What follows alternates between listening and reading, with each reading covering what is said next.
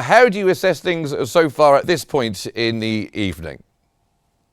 Well, it's kind of playing out, I think, the way everybody expected it to, with Pennsylvania being the main ground state. And it seems to be the most important. I don't think there's been any. This is one of the nice parts about this part of the election is all the anxiety, everything. The votes are in, and now it's in the process of being counted. So it's too early to say what's going to happen because there's no clear winner here, obviously, and there's polls that are still have yet to close all the way. So. Okay, and do you foresee any challenges in the election process itself? Have you heard anything about that, or are things going pretty well? I would say things are going well right now. I think we'll have to see what the actual results are. When the votes are in, if it is a very tight race in some key districts, then we're going to see this play out in the court systems, unfortunately, and this could go on for days, sometimes weeks. If it is a landslide in one direction or a clear margin of victory in one way or another, I don't expect it to play out, and I would hopefully that the transition would go smoothly from one administration to the other. And that's really what we're dealing with. It's two different administrations running for office. And with the candidate that you're supporting, former President Trump, it's believed that he will say that he's won the election this evening as the votes are being counted and claim victory. Do you think that's likely? I would hope that he wouldn't do that. I don't think he will do that. But part of my view is this whole election has been about basically, can Trump not beat Trump? It was him running against himself, and he does have a habit of sometimes shooting himself in the foot. And to do that it's premature. Just let it take course. Let the votes be counted, and if there is a clear margin of victory, then absolutely declare it. If the news stations and everybody's declaring him being victorious. The British politician Nigel Farage has said that if a very big supporter of Donald Trump, or someone who's quite close to his campaign, has said that if he loses, he should take it gracefully and go and play golf. Do you think that's likely?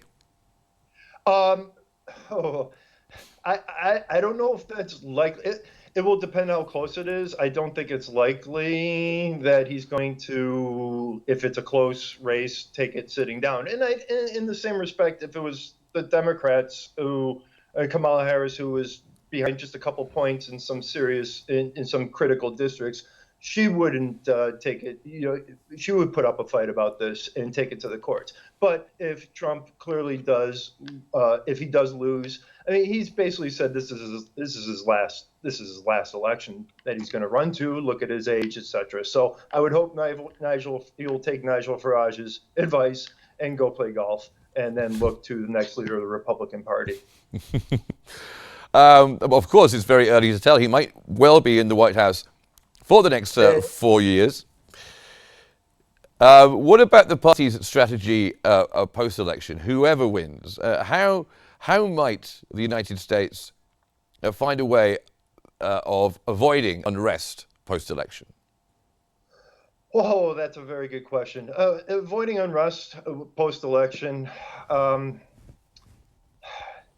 that is there has been leading up to this election. I mean, with events that have been playing out in the Middle East, there's been a lot of violence on the streets in America. It's not just isolated to places in Europe. It's also in America, and it's not just connected to this election. And Trump is a believer, as I am, in restoring rule and law in some of these cities that have become sanctuary cities, for example, where violent acts are being committed and people are being let off. So people talk about the violence after the election. I already say the violence is already here. We need somebody to come in and stem the violence here and say, listen, let's work towards rebuilding this country together instead of tearing it down, because we don't like an election result. And that's one of the beautiful parts about America. We get a vote every 4 years, on this. So if you don't like the results, just go to the ballot box next time and get your result. It doesn't sound like you have much confidence in avoiding some unrest by that. But let me ask you about the changing demographics in voting in elections. It seems that younger people are going to be very important in this election. Of course, you have young men who are supposedly going to be voting for Trump, and young women in great numbers voting for Harris. What do you make of this demographic shift? You know, that's interesting. And for polls, I generally don't like polls. We'll see when the post-election polls come out and when they do the ballot counting. But I'll also say that, this young generation has dealt with one that just come of age. The lockdowns, they dealt with big government, they saw mismanagement, and they're really upset. And it stretches not just across the male population, it's to the female population as well. So I don't think we can exclude that. And it's not just anecdotal. I know this.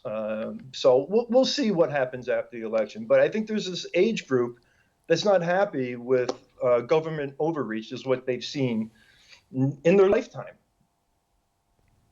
So they're actually becoming much more politically engaged than perhaps our generations were, which I guess can only be a good thing. Let me ask you a little bit about foreign policy and America's relationships abroad. How do you think your candidate, Donald Trump, and also perhaps a Harris presidency, how will things differ in their relationships abroad, especially in sensitive regions like the Middle East?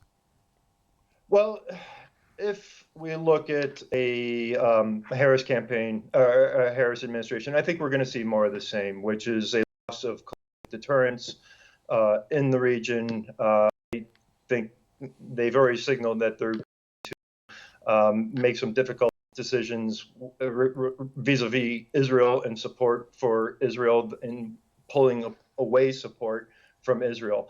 Now, if you look at the Trump administration and what he did from 2016 to 2020, and I'll focus in on 2018 to 2020, he saw that the country, the regime that it was causing the most problems and is causing the problems and driving conflict in the Middle East was the Republic of Iran. So he put them in the maximum pressure campaign. That was 2 years of that, drained them down to $4 billion in foreign currency reserves. So took strong action and put them in an economic vice, and then did, not talking boots on the ground, but, taking kinetic actions along the margins, such as the Soleimani strike, saying, we're going to restore deterrence. So Trump is going to look to restore deterrence, and Kamala Harris, we're going to see the continual eroding of deterrence, and the U.S. playing defense instead of playing offense with a strong hand. But of course, Donald Trump is close to Benjamin Netanyahu. They have quite a close relationship. So how will he deal with an issue like the ongoing conflict in Gaza? That'll be interesting to see. Trump has signaled that he wants them to wrap it up quickly, but that's been the message from Biden messaging, that they want it wrapped up quickly, but through negotiations. We don't know what Trump means by wrapping up quickly. So one thing, Israel will have his support. I do believe that the Ukraine will have his support. I think people are mistaken when they say the Ukraine will not get the support. I think he wants to see objectives. What's the end game here?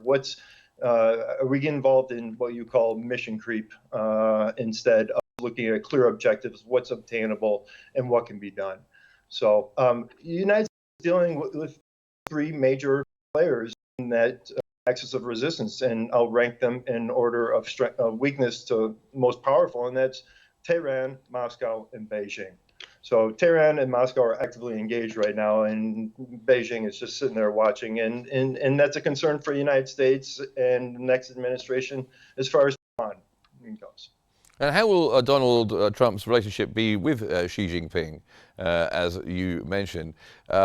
They've had a difficult relationship. Sometimes they've been friendly and other times not so much when it comes to tariffs.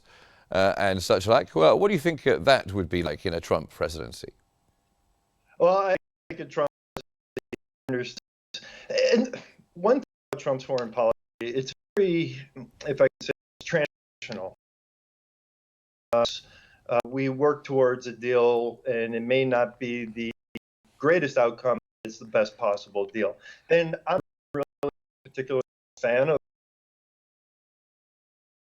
objectives. As far as China, they have leverage over us. We have leverage over them. It depends on how you want to leverage, and it's going to be the economic levers that are used, and also just show of force, making sure that Taiwan and messaging is important, that protect and defend. No can China invasion of Taipei.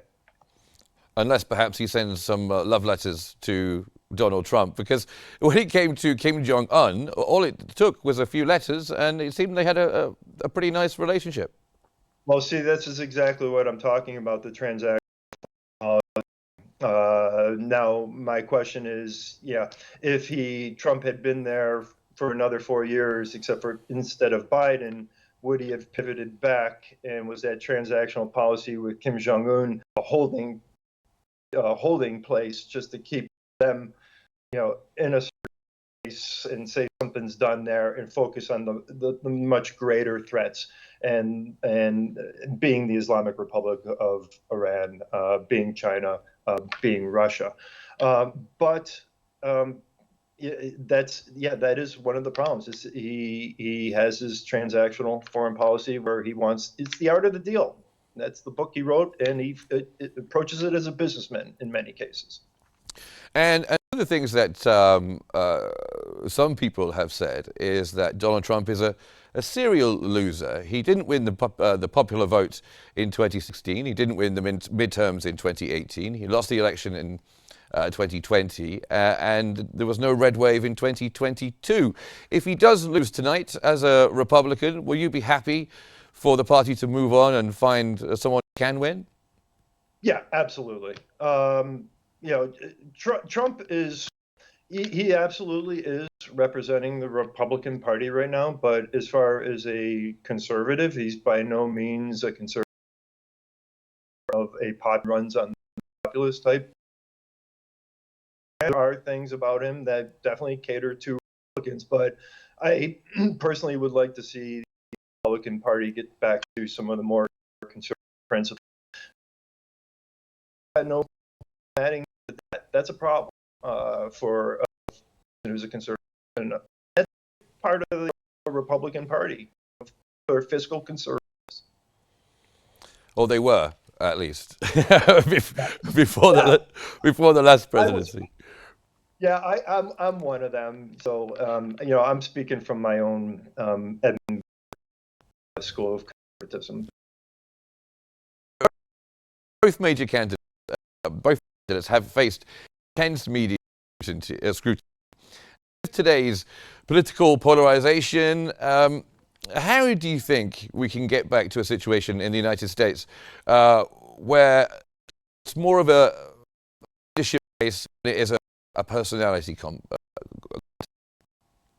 Yeah, that's a great point, because really it looks more like a popularity contest right now about personalities instead of talking about policies. Now, fit the Trump campaign, they have spoken in coherent policy plans and what they want to do. With Kamala Harris, she talks about taking the country in a new direction, but she also doesn't elaborate on that direction. And when she does, she starts bringing up things that concern an individual such as me, such as going after corporations for price gouging and really influencing the free market, government. So can we get back to a era where people harken back to the Reagan administration saying, "Oh, people were working across the aisle." There was great animosity at that time too. Maybe not the heightened rhetoric that we see today, but there's still a lot of. There was always there was always conflict there. It's just the problem is when it spills out over into the streets, and I think that's what we're all seeing, and that's what everybody's afraid of, is it spilling over into the streets. And what do you think the timeline is? Do you think we get um, a result, a solid result in the next 24 hours, or select Saturday before we know who's going to win the White House? Again, it all depends on the margins. I think one thing that is working toward an advantage of early results is the Republicans have really pushed early voting this time.